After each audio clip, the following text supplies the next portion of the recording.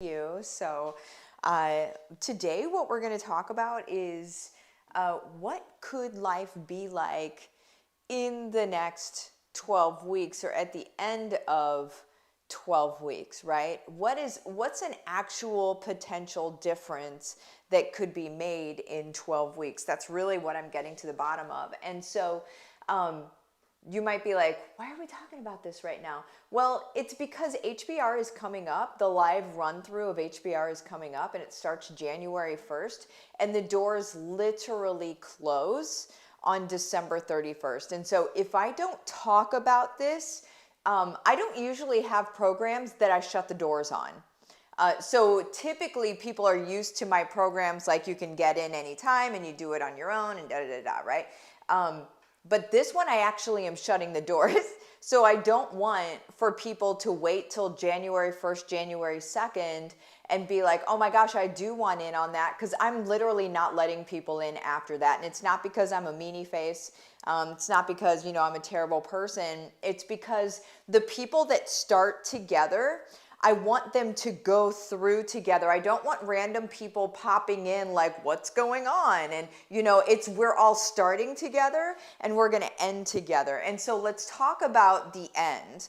Let's talk about what the end of 12 weeks, the potential of what can actually happen in the 12 weeks. And quite frankly, my goal for you guys at the end of the 12 weeks, right?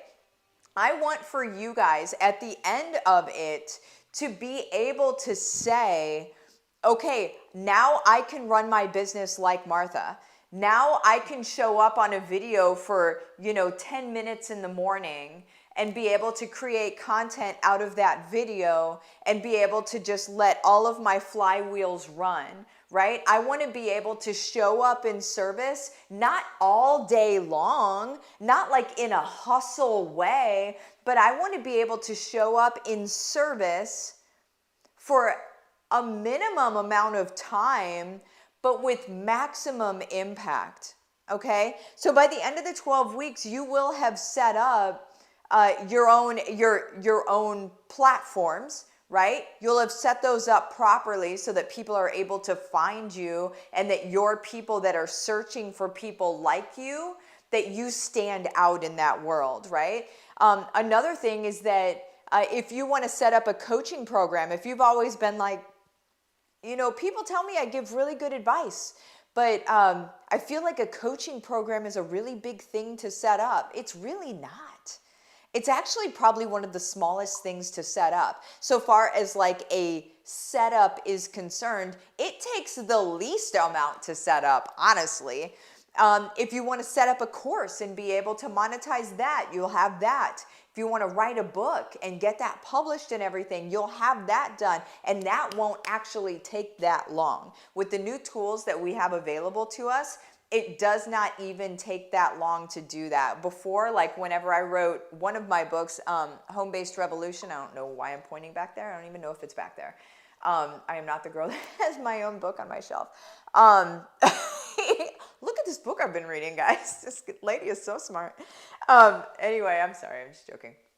No shade to the edge. I'm just making a joke. But anyway, that took me months, right? Months to be able to write that thing and then get it published and all of that stuff.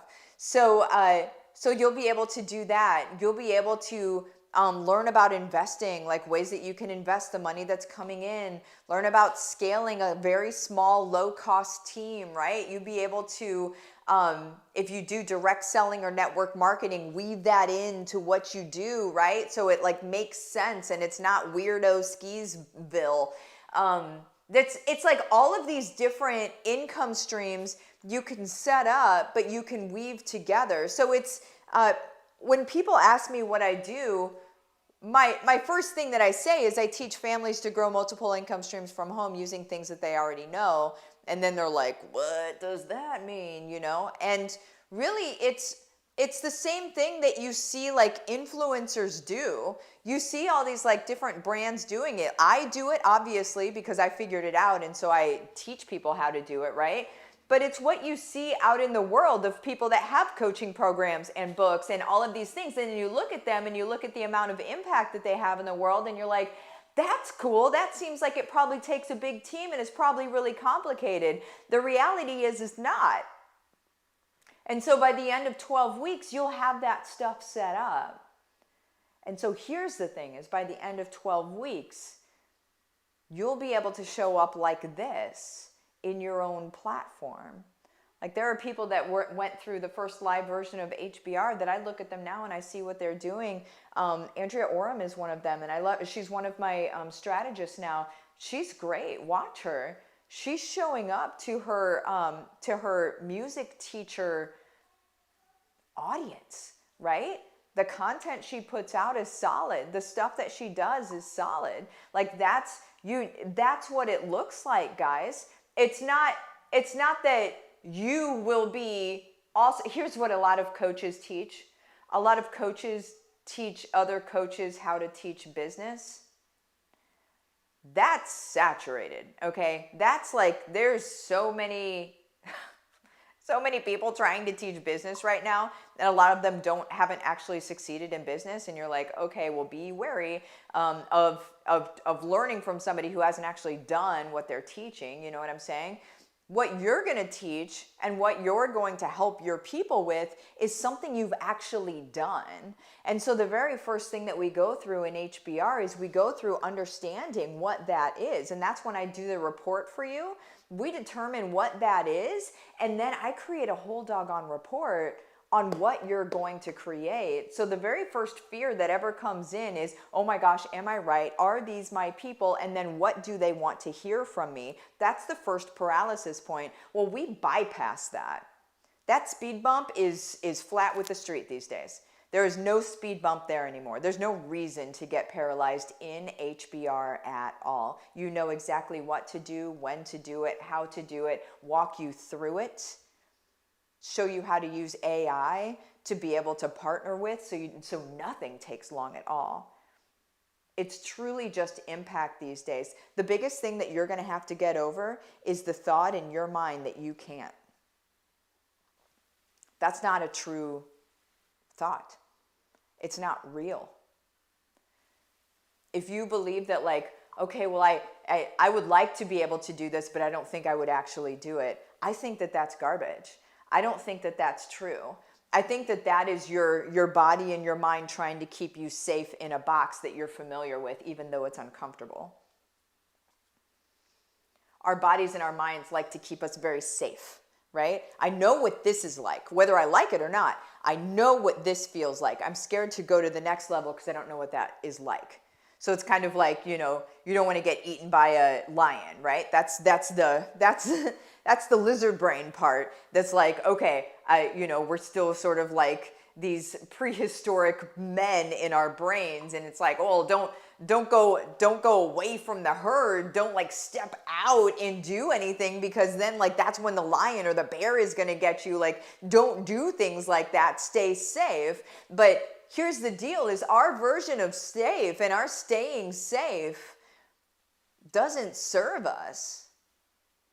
And it most certainly doesn't serve anybody else, because they don't even know that we're here for them.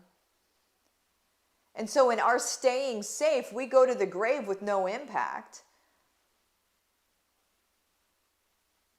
I don't want that for you.